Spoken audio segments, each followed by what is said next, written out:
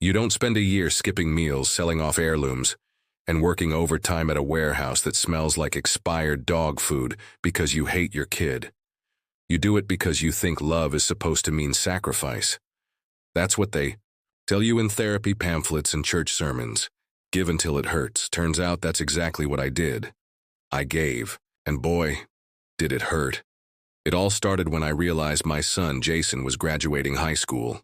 That in itself was already a damn miracle.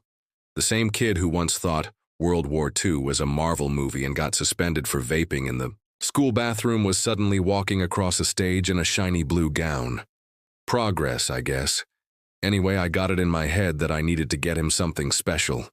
Not just a new video game or a pair of sneakers that cost more than my first month's rent in the 90s. No, this had to be the thing. Something that said, "Hey, I'm proud of you. Even if you only passed algebra because your teacher was scared of your mother's Yelp reviews." So I started saving. Quietly. Carefully. I worked nights loading trucks for a discount furniture store. Not exactly the kind of job that gives you a Christmas bonus or health insurance or hope. But it pays, barely. And when you cut corners, when you stop buying new shoes, cancel cables, sell your old guitar, and eat enough ramen to qualify for sodium poisoning, you start to build a little nest egg. At first, I was going to buy Jason a used dirt bike, but then he said he wanted a car. Something sick, he told me. I figured sick meant something functional with 4 wheels. I didn't know it meant a car with Bluetooth speakers that can sync to TikTok. After months of budgeting and eating, like a broke college student, I finally found the car. A 2009 Honda Civic, dark blue, decent mileage, no weird smells. It was clean, humble, reliable. Everything I'd always hoped Jason would grow up to be. I paid in cash. The guy at the lot looked at me like I was a ghost. "Nobody pays in cash anymore," he said. I told him I wasn't nobody. I was a father. He laughed like that was the saddest punchline he'd ever heard. I spent the whole night polishing that damn Civic. I vacuumed the inside, wiped down the windows, even left one of those pine tree air fresheners dangling from the rearview mirror. It smelled like desperate optimism. Graduation day came and I drove the car to the school gymnasium, where Jason was supposed to be picking up his diploma. I had taped a note to the dashboard. It said, "Proud of you, son. This is just the beginning. Love, Dad." Cliché, sure, but heartfelt. And in my case, expensive. When Jason walked out in his gown, tall and slouched like he was carrying the weight of being slightly above average, I jingled the keys in front of him like a clown trying to impress a toddler. "I've got a surprise," I said. "Your graduation gift." He looked around. "Where is it?" I pointed to the Civic. He blinked, then blinked again. "That?" he said, like I'd just offered him a dead squirrel in a shoebox. "Yeah," I said. "She's all yours." He stared at it for a long second. Then, with the grace and tact of a teen raised on TikTok influencers and reality show drama, he said, "I'm not driving that piece of crap." I laughed, because I thought he was joking. He wasn't. "Dad," he continued, "I can't pull up to college in that. It's embarrassing. It looks like a dad car." I opened my mouth, closed it, then opened it again. Nothing came out but the sound of my soul deflating. "You are a dad," I finally said. "Exactly," he said, like that proved his point. That's when I realized he wasn't proud. He wasn't touched. He wasn't even mildly appreciative. He looked at that Civic like it was a punishment for existing, like I'd handed him a wedgie on wheels. I wanted to scream, or cry, or drive that Civic straight into the nearest lake. But I just stood there, like an idiot. Like the father of the year. Jason walked away, muttering something about how his friend Tyler just got a brand new Jeep from his stepdad, who owns a crypto startup. Apparently, being a father in 2023 meant competing with emotionally unavailable millionaires and their shiny toys. I drove the Civic home, alone. It still smelled like pine and broken dreams. That night, drank the cheapest beer I could find and stared at my bank account. $14.62 left. That was it. A year's worth of saving and scraping. Gone in a second, dismissed like trash. I told myself not to be angry. That kids are like this. Self-centered, ungrateful, clueless. But there was something deeper gnawing at me, something uglier. I'd built my life around Jason, his happiness, his future, his everything. And now he'd tossed it aside like a hand-me-down from Goodwill. For a week, the Civic sat in our driveway, quiet, unused. Jason didn't even glance at it. He just kept asking if I could co-sign a lease for a real car. Something German. Maybe something with built-in GPS and heated seats. I told him no. He rolled his eyes and called me old school, like that was an insult. Maybe it was, but something inside me snapped that night, quietly, like a thread pulling loose. I wasn't just tired. I was done. Done being walked on. Done being treated like an ATM in a stained work shirt. He didn't. Want the car? Fine. I'd figure out what to do with it. But one thing was certain, Jason was about to learn that even old-school dads know how to play dirty. The Civic sat there for days like an abandoned puppy, quiet, loyal, unwanted. And every time I walked past it to get into my rusted-out pickup and drive to my night shift, it felt like a middle finger waving at me from the driveway. Jason, meanwhile, floated through the house like a king without a kingdom. He wore his graduation cap around the living room for 2 days. I guess he thought it would remind us of his massive achievement, surviving 12th grade without being expelled again. He kept going on about this guy, Tyler, the crypto kid with the new Jeep.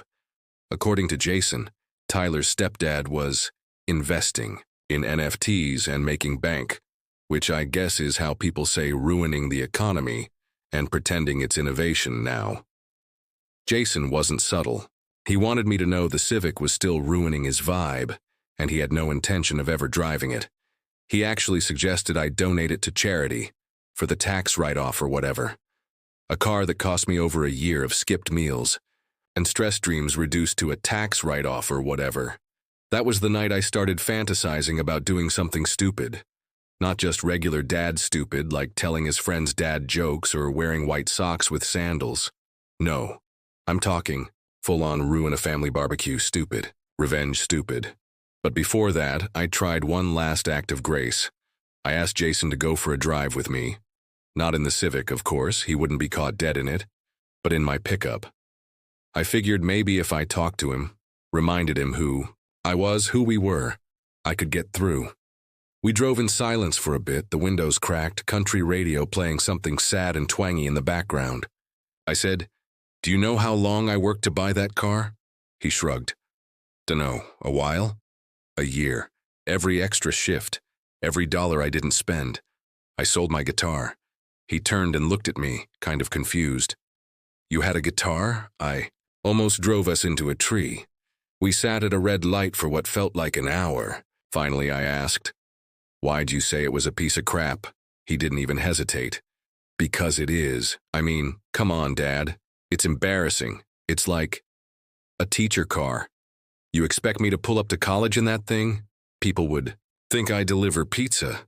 And what's wrong with that?" I asked. "I'm not poor." I laughed so hard I choked on my own spit. It was either that or cry. The irony was nuclear. This kid who lived under my roof, ate my food, and didn't pay a single bill had the audacity to say he wasn't poor, as if the money fairy dropped. Sacks of cash on his bed while he slept through his 11 a.m. Zoom classes. That was it. I dropped him off at his friend's place with a forced smile and a casual, "Be safe." And then I went home, stared at the Civic, and started planning. Not a real plan. Just little ideas that kept me warm at night. Some people knit. I daydream about petty revenge, and then it hit me. Jason had a going-away party coming up. Something he'd been planning for weeks. His farewell to the high school peasants, I think he called it. He invited everyone, half his graduating class, a few community college girls he was trying to impress, and even a couple of exes he hoped would see what they were missing. The party was supposed to be legendary, and it would be. Just not. For the reasons he expected. I waited until the day of the party. I made sure Jason was out of the house helping his friend set up the sound system, probably a rented DJ booth and lights his unemployed buddy borrowed from his cousin who worked weddings on weekends. Then I took the Civic for a little ride. I parked it right in front of the house. Not just near the driveway, in the driveway, centered, proud. And then I did what any good father would do. I made it impossible to ignore. I pulled out 3 cans of neon orange spray paint I'd bought the night before at the dollar store. I stood there shaking the first can like it was holy water, and then I started writing. Congrats, Jason. On the hood, Dad's gift, don't be jealous, on the doors. Jason's first ride, honk if you love him, on the trunk. And just for good measure, I tied a dozen silver balloons to the side mirrors and taped a laminated copy of his baby picture to the windshield, the one where he was naked in a bathtub, giggling like he'd invented joy. I even printed out a sign that said, Jason is too humble to flex, so I'll do it for him. Check out his sick new wheels. Then, I taped it to the driver's side window. When I was done, it looked like a low-budget parade float for a prom king who peaked in sophomore year. I went back inside, cracked a beer, and waited. I knew the exact moment Jason saw the car. It was around 6:15 p.m. I heard a screech, one of those high-pitched, frustrated groans teenage boys make when they stub their ego on something sharp. I was in the kitchen, pretending to stir chili, but mostly just listening to the glorious symphony of his public meltdown. He stormed into the house like a reality TV villain who just found out someone drank the last of his protein shake. What the hell did you do? I turned around slowly, wooden spoon in hand, wearing my best confused dad face. Do what? I asked innocently, even adding a little head tilt like a golden retriever. The car. The Civic. You spray-painted it, and the picture. Are you serious? Oh, I said, drawing it out like a bad soap opera actor. You noticed. I was worried it wasn't eye-catching enough. But with the balloons and all, it really pops, huh? His face went red, like the kind of red you only get when your social status has just been incinerated in front of your friends, your ex, and that girl you secretly had a crush on since freshman year. Everyone saw it, Dad. Lexi took a video. It's on her Instagram story with like 300 views already. Wow, I said, deadpan. So much exposure, I hope they all appreciate your humility, he screamed. Not a word, just a primal, frustrated scream like the world had betrayed him. Which I guess it had. I mean, if your biggest concern in life is a slightly uncool car and your dad happens to publicly crown you the king of entitlement, yeah, that's betrayal, baby. He ran back outside, probably to rip the balloons off or cry behind the mailbox. I didn't follow. I let him sit in that feeling, the same way I sat in mine when he called a year of sacrifice cheap and embarrassing. The party fell apart within 20 minutes. No one wanted to hang around after Jason had a full-blown tantrum in the driveway and accidentally kicked a lawn chair at someone's ankle. His best friend left first. The DJ packed up early. Lexi and her friends got in her mom's SUV and peeled out, laughing. And Jason? He went to his room, slammed the door so hard the picture frame in the hallway fell, and didn't come out the rest of the night, not even for the chili. The next morning I was sipping weak coffee and scrolling through Facebook when Jason finally emerged from his room like a raccoon crawling out of a garbage can after a thunderstorm. I can't believe you did that, he said quietly. I looked up. I replied. Honestly, I surprised myself with how tasteful the balloon arrangement was. He didn't laugh. He just stood there, eyes puffy, wearing the same hoodie he wore to bed. For a second, I saw something crack in him. Some little part of the invincible teenage ego breaking under the weight of reality. You humiliated me. Yeah, I said, setting down my mug. Kinda like when you humiliated me after I spent a year saving for a car you called garbage, in front of your mom, your girlfriend, and the neighbor's dog. Silence. Then finally the words I'd been waiting for. I didn't know. Didn't know what? That it meant that much to you. I let out a long, tired breath. Not dramatic, just the kind that happens when someone finally says something human after months of acting like a TikTok algorithm in a human body. It wasn't supposed to mean something, Jason. It was just a decent car. A good car. A start. That's all I wanted to give you. A damn start. He sat down at the table. I didn't say anything else. I didn't need to. The silence was thick but not hostile. It was honest. After a while, he said, "So what happens to the Civic now?" I shrugged. "Depends. You could take the paint off, or not. Could still drive it, or I could sell it. Might get 500 for it now with all the artwork." He nodded slowly. Then, almost in a whisper, he said, "I'll clean it." I looked up. "Yeah?" He nodded again. "All right," I said. "Good. Gloves are in the garage." He stood up and walked out to the driveway. I watched him from the window. He stared at the car like it was a defeated beast. Then he opened the trunk, took off the sign, popped the balloons, and started scraping off the paint with some dish soap and a sponge.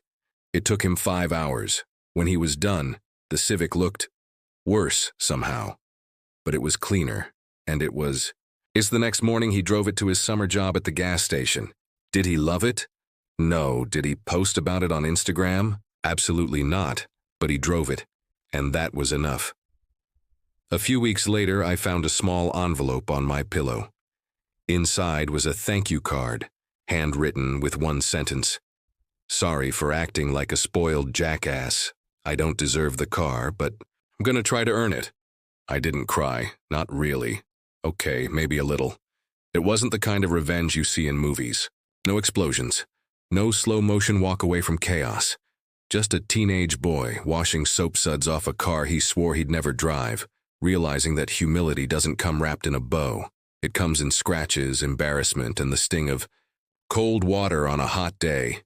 And me, I got my revenge. Not by yelling. Not by grounding him. Not by taking the car back. But by letting him live in the world he built, and then handing him a sponge. Sometimes, the most satisfying revenge is giving someone exactly what they didn't want, until they realize it's exactly what they needed.